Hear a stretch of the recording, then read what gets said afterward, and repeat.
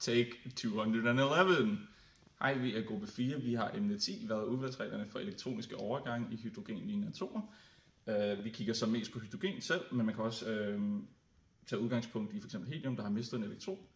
Og det kan være meget interessant at se generelt, fordi vi ved eksperimentelt, at når man kigger på spektralinjer, så er energierne meget kvantiserede. Du har ikke et kontinuert spektrum.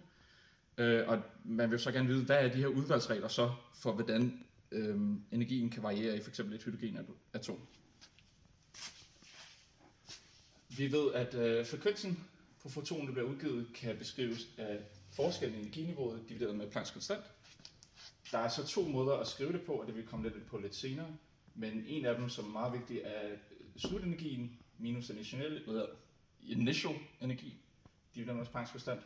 Eller man kan tage det endelige term minus det første term gange med lysets hastighed divideret med Plancks konstant.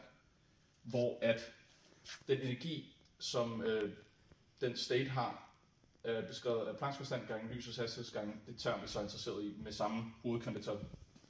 Hvor termen så er beskrevet af minus Rydbergs konstant for hydrogen, når vi snakker om hydrogen, divideret med hovedkvantitallet i anden. Rydbergs konstant for hydrogen er beskrevet ved 109.677 invers centimeter. Og man har så også et princip, som hører under navnet Ritz, hvor man så kan se, at bølgetallet er beskrevet af den endelige term minus den initielle term. Og nu vil vi snakke lidt videre om udvalgsreglerne. For udvalgsreglerne har vi 4 overordnet. Vi har for hovedkvantitallet, hvor ændringen i det kan være alle heltal. Vi har så, at vores ændring i impulsmoment, den skal være plus minus 1, og det skal den være, fordi at vi skal have impulsmomentbevarelse, og vores spænd for vores foton, den er altså 1. Så for at veje op for det, så skal vores impulsmomentændring altid være plus minus 1. Så har vi også for ændringen i orienteringskvantitallet, og den kan være 0 eller plus minus 1, og det vil vi snakke mere om senere, om hvorfor det skal være sådan. Og så har vi for spin, ændringen skal altid være 0 for hydrogenlignende atomer. Så her har vi to eksempler, hvor den ene ikke er tilladt, og den anden er tilladt. Den er ikke tilladt, fordi her der vil vores delta L være lige med 2, hvor den her er tilladt, fordi at den opfylder alle vores 4 regler, som vi har. Okay. Vi så før orienteringskvantitallet imellem de her tilstande, eller i overgangene, kan enten antage værdierne 0 eller plus minus 1.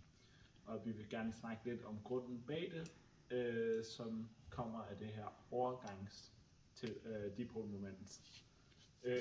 Vores overgangsdipolsmoment, det er regnet med integraler heroppe, hvor vi har den kompleks konjugerede bølgefunktion for det final tilstand, og så gange med overgangsdipolmoment operatoren, og så gange med bølgefunktionen for det initial tilstand. Overgangsdipolmomentet, det er et mål for sandsynligheden for at systemet går fra den her initial tilstand til den final tilstand.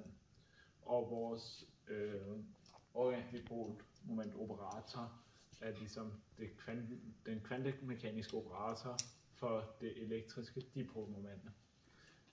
Hvis vi integrerer, og det så bliver 0, så er det fordi, at sandsynligheden er 0, og det er ikke tilladt. Men hvis vi integrerer det, så ikke bliver 0, så er sandsynligheden heller ikke 0, og de tilstande er altså, eller de overgange er altså tilladte. Vores operator for overgangsdipolmomentet er lige med minus elementarladning, eller bare ladningen på en elektron, og så gange den rumlige vektors koordinater.